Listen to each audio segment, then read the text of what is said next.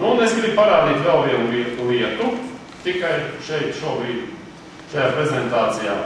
Ja gadījumā cilvēkam ir vēlēšanās strādāt, bet viņam 540 eiro ir pietiekami liels slieksnis, kas Latvijā reāli varētu tā būt, tad ir iespēja startēt programmā caur iepriekšējo galdu vai mazo galdu. Viņa mērķis ir tikai viens, lai nopelnītu naudu programmas atvēršanai. Un viņā startē ar 150 eiro, un viņš ir vienu reizi tikai jāaiziet, un viņā nav arī obligāti uzaicināt cilvēkus.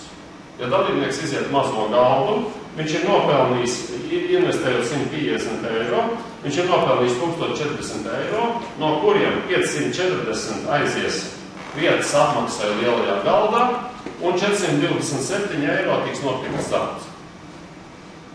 Tad uz rokas, ja viņš pārdod uzreiz atpakaļ, viņš saņem apmēram 300 eiro. Tas nozīmē, ka praktiski izjūt mazo galvu, dalībnieks ir 2 reizes atpelnījis savu ilgu kapitālu. Tas, ka šeit nav kvalifikācija, tas ir labi un ir slikti. Man it kā nav obligāti neviens jāaicina pārējie, lai man izstumj cauri, bet ja viss tā domās, tad galds var pietiekami ilgi nevirzīties uz priekšu.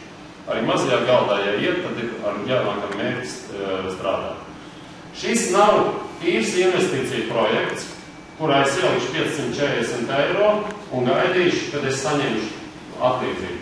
Šis ir rekomendācija bizness, kurā maksā par tirgus, par jaunu dalībnieku piesaistīšanu.